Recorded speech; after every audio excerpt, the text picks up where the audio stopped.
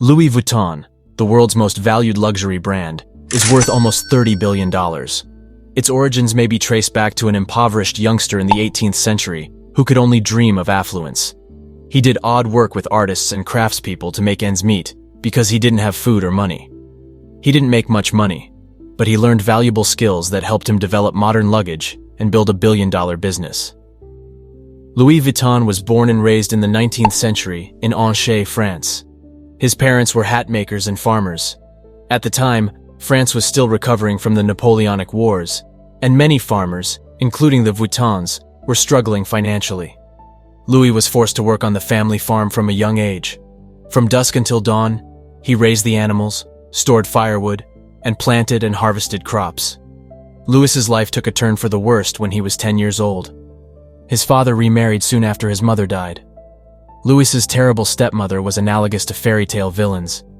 Louis grew tired of her obnoxious presence in his life. When Louis was 13, he quietly deserted the farm and made his way to Paris, without food or money. Louis was fortunate to find odd jobs with artists and crafters who taught him how to work with metal, stone, fabrics, and wood. Despite this, he ran out of money and was forced to live on the streets. He regularly slept in the woods, using just his robe as insulation. At the time, the first rail route to Paris had just commenced operating. Travel became more accessible, and the industry began to thrive. As a result, craftsmen prospered by constructing one-of-a-kind boxes for the nobles. They required containers that could withstand long voyages since they routinely transported artworks, musical equipment, and furniture. They also need assistance packaging their belongings in a certain method to avoid them from fracturing. Louis decided to try to find a career in the field because he had acquired some of the requisite skills while visiting Paris. Fortunately, a tradesman named Monsieur Maréchal took Louis on as an apprentice. Louis didn't make a lot of money, but his willingness to learn paid off in a number of ways. He gained the trust of Maréchal's supporters.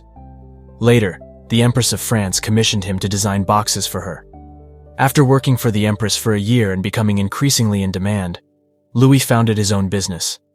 Louis pioneered unique product innovations that challenged industry norms early on. Traditional boxes were rectangular and made of leather during the time. The dome-shaped lids allowed water to run off the top, preventing it from permeating the leather. As a result, the boxes proved difficult to stack and time-consuming to load. Louis experimented with a variety of materials before settling on canvas to meet these concerns. In terms of weight, hardness, and water resistance, canvas excelled leather. This made it possible for boxes to have simple, flat lids, making them easy to stack and load. Furthermore, while the waterproofing chemicals rendered the color gray, it seemed more sleek and current. Louis fashioned a slatted chest from canvas material.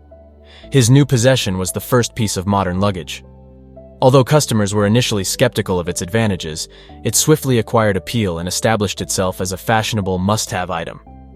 Later, Louis set out to achieve the same accomplishment with a completely new creation: handbags. Purses were not accepted in society at the time. Many people complained that they were huge and inelegant, and that they would injure women. Nonetheless, Louis started making canvas handbags because he felt they had potential. They immediately became popular, necessitating the creation of several styles so that females could match them with a variety of clothes. Louis eventually became unable to keep up and sought aid from his son, Georges. Georges, like his father, created novel ideas that challenged the industrial standard. To combat theft and turn trunks into treasure vaults, he created a tumbler lock. Previously, the majority of trunks had easy-to-pick locks. The family's products became even more popular. However, the flow of labor abruptly ceased. A fight wrecked the enterprise, leaving Louis homeless once more. Louis's business was doing well until the Franco-Prussian War broke out. Louis and his family were forced to leave their Cashmere, outside of Paris, home and workshop, in order to travel to the capital. They were housed in a tiny shelter with thousands of other refugees. Because food was scarce, the Vuittons came perilously near to becoming famished. After the war, Louis returned to his home. His workshop had been broken into, and his materials had been taken.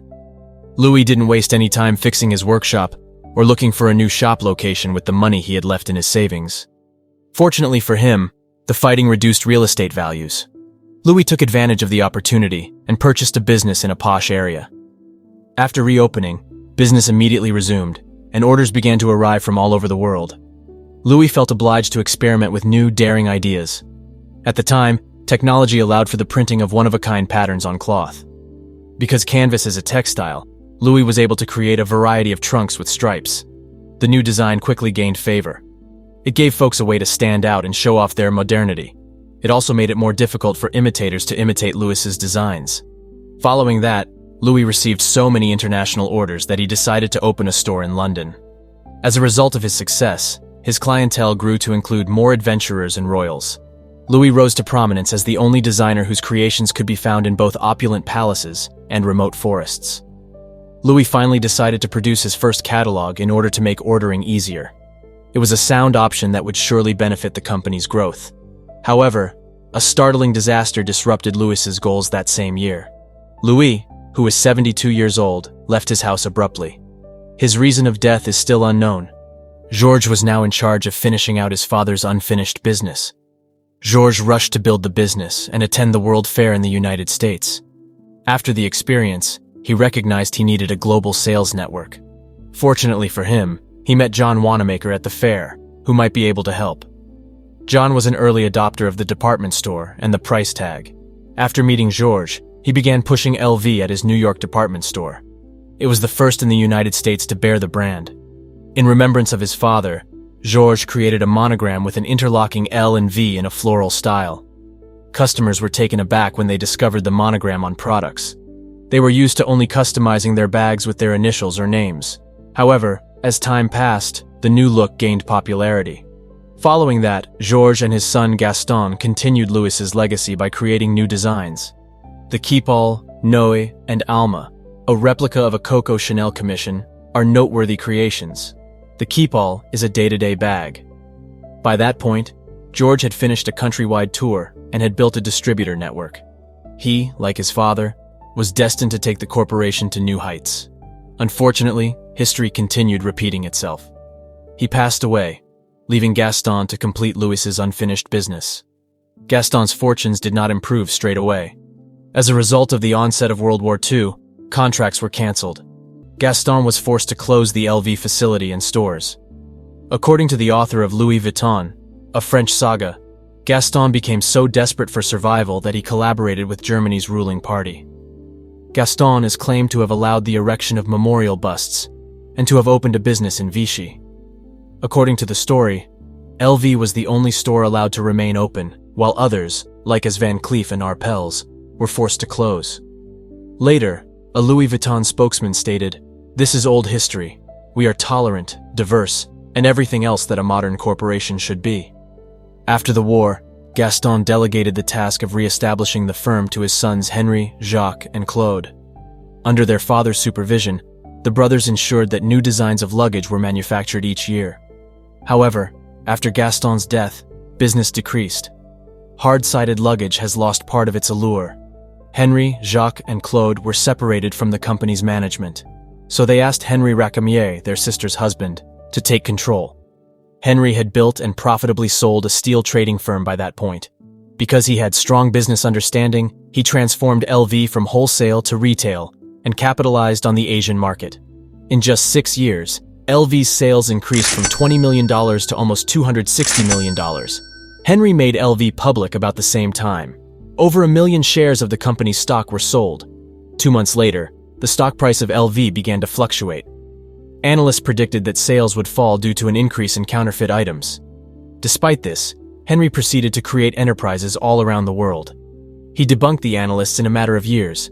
After more than $1 billion in sales, LV merged with champagne and cognac producer Moet Hennessy to become the luxury goods conglomerate LVMH. Both companies wished to prevent the risk of an external takeover. While the acquisition enabled LV to expand its investment portfolio, Henry quickly found himself at odds with Moet Hennessy's president, Alain Chevalier, over management choices. In an attempt to seize power, Henry persuaded real estate developer Bernard Arnault to join him. Bernard agreed, but Henry soon realized that Bernard had other plans. Bernard got support from the Moet and Hennessy families in order to gain a controlling position in LVMH. Following that, Henry and Bernard went to court. The judges, who favored Bernard, forced Henry to quit. Since then, LV has fallen behind other luxury brands. Because it was a smaller corporation, sales dropped drastically. No journalist dared to sing the company's praises. Things didn't start to change until LV, led by Yves Carcel, followed Louis's lead and came up with a new, bold idea. For its 100th anniversary, the company commissioned handbags featuring its logo from designers like as Vivienne Westwood, Isaac Mizrahi, and Manolo Blahnik. Such collaborations were unheard of at the period, and luxury handbags were non-existent. However, the collaboration was well welcomed, bringing LV and handbags back into the limelight. A year later, LV hired a designer called Marc Jacobs to be their creative director. Marc revitalized the brand by presenting the company's first ready-to-wear line, establishing the well-liked Vernus collection, and collaborating with notable artists, beginning with Steven Sprouse and Takashi Murakami. Since then, LV has continued to release well-known bags while also expanding into watches, jewelry, and sunglasses. Furthermore, the company continues to manufacture everything in-house. Craftsmen must be trained for 2 years, and certain components need 300 steps to construct. LV is currently the world's most valuable luxury brand, valued at more than $30 billion. This is the story of how an impoverished young man developed modern luggage and established a multi-billion-dollar corporation. Don't forget to subscribe to our channel for more inspiring stories and advice from today's most successful individuals.